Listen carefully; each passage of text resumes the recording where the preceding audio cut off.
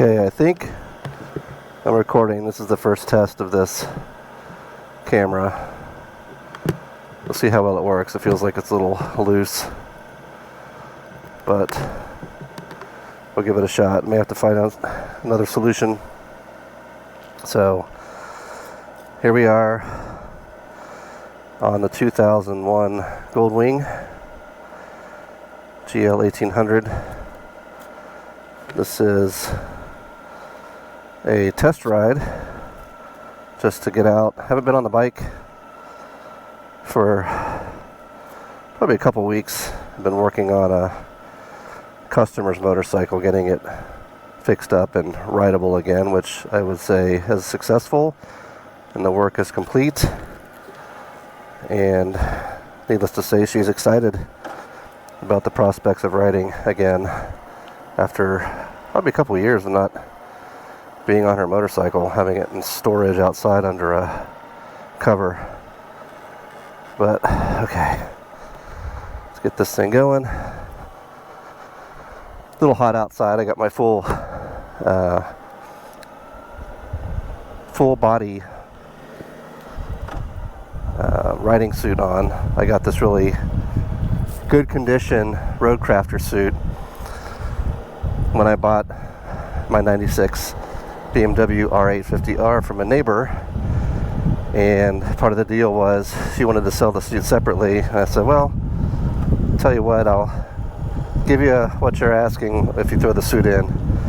So we did, and it just so happens to fit me fairly well, and it's held up really well over all the years. For, I think she bought it in 96, 97, and the reflective portions are starting to peel off a little bit, but that's to be expected with a suit that's 30-something years old.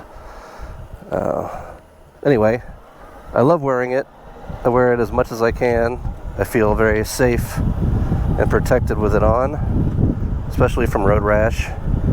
But it can be a little warm on days like this. It's August 18th and about 82 degrees outside. A little after 7:35 p.m.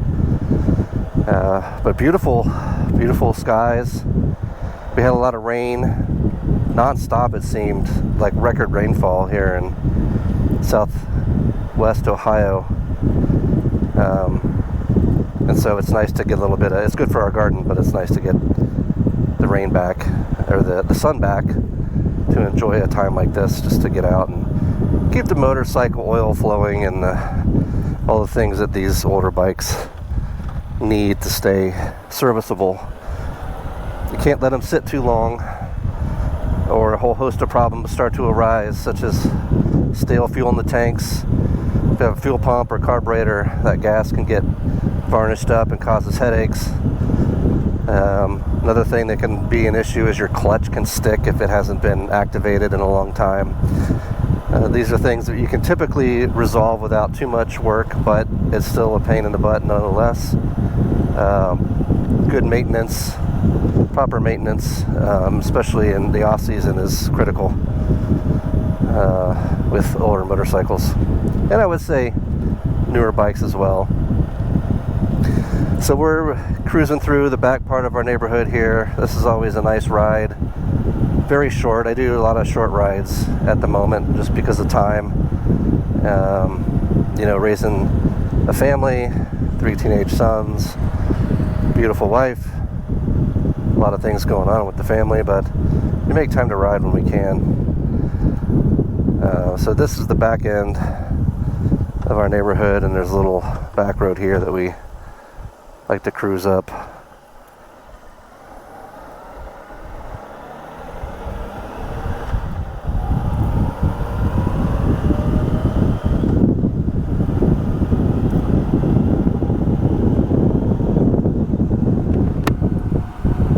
Go ahead and close my visor, see what difference that makes with the sound.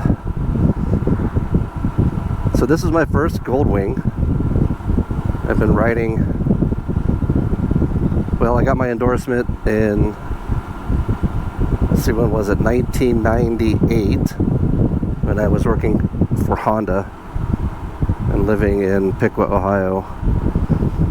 And my first motorcycle my dad gave to me, it was his 86 Honda Shadow 1100 V-twin, and a beautiful motorcycle. He bought it used at the time, but we would ride it when I was a kid on the back. He would take me to the toy store, and it was a little different time back then in the 80s.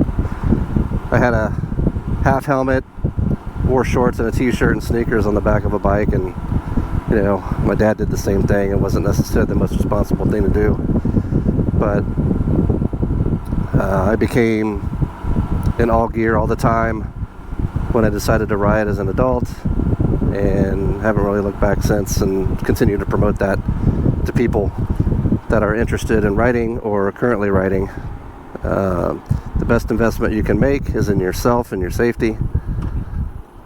So I got a little turn here. So I will continue to endorse that as much as I can. It can be a little, should I say, time consuming to put all your gear on and get on your motorcycle and all those things off and on different stops. But again, it's a little bit of extra time to reduce and mitigate risk as much as possible. It's never 100% risk-free hobby, but there are things, there are behaviors, there's training, there's protective gear that you can wear to help mitigate that and get as much enjoyment as possible out of it. So what I find is that this Goldwing is so excuse me, so smooth that you know, it's 40 miles an hour, but or 45, 50 if I'm not paying attention. It's such a nice ride, quiet. Everything on the powertrain of this motorcycle stock, so the exhaust is quiet. It sounds like a sewing machine. And this particular motorcycle has 133,000 miles on it, and I bought it at about 131,000. So I can't take credit for all the miles that are on the bike, but I will say these particular motorcycles, when they are maintained, which this one has almost all the history records from new, maintenance records, the maintenance records, and was very well maintained. There's another rider, give him the wave. And you know, you always take a risk with something that's 25, 26 years old and then has a high mileage on it, but again, these bikes are known to last a long time if they're taken care of. So I believe this one was, and I've done a few things here to it. New tires, new rear brake rotor was needed. I have brake pads as well, oil change, coolant change, those things, but those aren't really surprise issues. Those are maintenance issues any motorcycle is going to have eventually. So yeah, it's fun. It's a beautiful night. This is a fun little route I like to take. I'm gonna move my air deflectors. Sorry, I'm all over the map with the narration. Again, this is my first official vlogging test ride, so I'm balancing, focusing on what I'm doing and trying to talk at the same time. So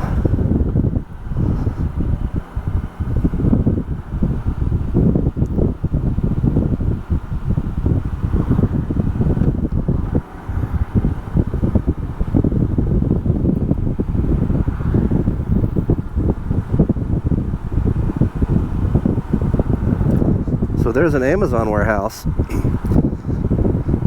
right back off of this industrial park back here. So it's this time of day you see all the trucks finishing up their deliveries and heading back. And Amazon has gone to a lot of electric delivery vehicles here in this area. I'm sure they have them deployed elsewhere in the United States or around the world.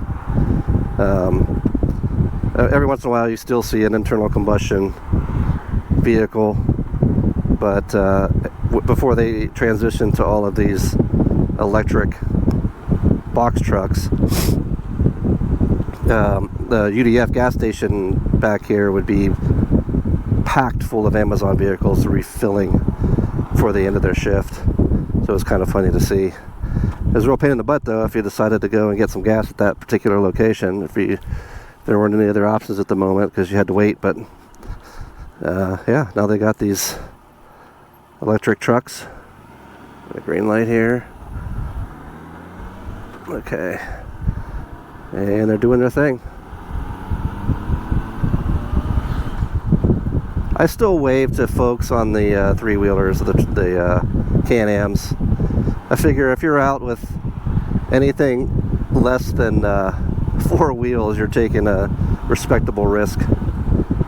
So anyway, it's all camaraderie. We're out here enjoying life and taking a break from the mundane aspects of work and all the other things that go on. And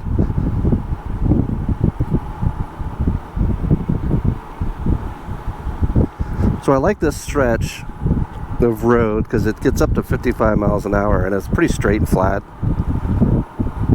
And the first time I tried cruise control on this bike was on this route, and it was kind of fascinating because I've never had that on a motorcycle before, but it's really nice. I can see why they say that these Goldwings are some of the best motorcycles for, if not the best motorcycle for long distance touring. I know there's a lot of other options out there from BMW and Harley Davidson that have renowned touring motorcycle models as well. But this just seems like the bike that if you're going to have that is just buttery smooth, super comfortable, easily to maintain except for the air filter, and if you own a GL 1800 you understand, and mostly trouble free. I get it. And I love this bike because I got it for really cheap. I sold a dual sport, a CRF 230 that I owned for the cash, and I pretty much almost, it was 1-for-1 value proposition to buy this vehicle, this Goldwing. And I'm like, you know what, never had one of these before, I think I'll try it out, and love it. It's good stuff. I did have the opportunity to ride the a 2026 Goldwing. It was an anniversary edition and DCT model. Never been on a DCT transmission bike before, and loved it. Was just amazed. I think I was just starstruck by a cool, high-tech Goldwing and getting a chance to take it on a demo ride. And I loved it, and I kept telling myself, you know, someday maybe I'll like to buy a more modern Goldwing. And then when I keep looking at reality and financial propositions and this bike here and season of life, it's like, you know, there's no rush. This is doing just fine. I love riding this bike. I love rolling through the gears on a manual or standard transmission motorcycle, and it scratches the itch just being out here on 2 wheels, enjoying the experience. And so what I like to do typically with my riding is evenings or weekends. I've commuted to work only a handful of times on a motorcycle. And in the summer it's just really hot. You know, I'd say I'm a fair weather rider at this point, but that could change. But I like the evenings because there's less traffic. It's a little bit cooler, especially in the summer months. And you get to see a beautiful sunset, you know. The sun is low in the sky, and it's kind of just a nice, relaxing feeling. It's an after-dinner kind of thing, you know, eat dinner with the family. Sometimes my wife will join me. My son Javi will be on the back of this bike. He's my 2-up buddy, and he loves to sit on the back and listen to jazz music on his iPhone while we're riding, just riding around, burning fuel and making memories. I think someday I would like to do a road trip. I don't do a lot of interstate riding over the years. That's something that I need to get more comfortable with. But you know, a lot of biking, a lot of motorcycling. The fun is the back roads with the curves and the scenery and so on. And you know, you get a lot of places faster on the slab, so to speak. But you can miss a lot too. So anyway, yeah, I'd like to do that someday. You know, my wife loves to ride. She's an avid motorcycle rider too. We did a lot of off-roading together and dual sport riding, especially with our kids. We had bikes for them when they were younger, and we would go camping and riding with our toy hauler back during COVID, and that was a lot of fun. So this is our little loop. It's about almost 9 miles, you know, a little 15-minute ride. Come in the back way of the neighborhood here and just kind of chill. So again, this is like it's like drinking a cup of espresso after a meal. Hop on your motorcycle, take it out for a spin. One of the interesting things that I had recently read was a psychological neurological study about how motorcycling helps lower cortisol levels in your body. And it does so because of the attention that it demands from you when you ride. You have to really clear your head. You can't be daydreaming and navigating riding a motorcycle. Like even motor vlogging is a little bit challenging for me because I'm learning to have another thought stream while I'm riding the bike. Normally when I'm not doing this, it's just me on the bike. I might have some music playing, but I'm just focusing on the ride, looking at traffic, anticipating patterns and behaviors of other drivers. And while that can sound like overwhelming, it really is, with experience, something that becomes almost second nature. And as a result, you go for a ride, you're not thinking so much about other things in the background in life and worries of the day, and just saying, hey, I'm on a bike, I'm focusing on this, all my senses are engaged, and it's good. It's a good experience.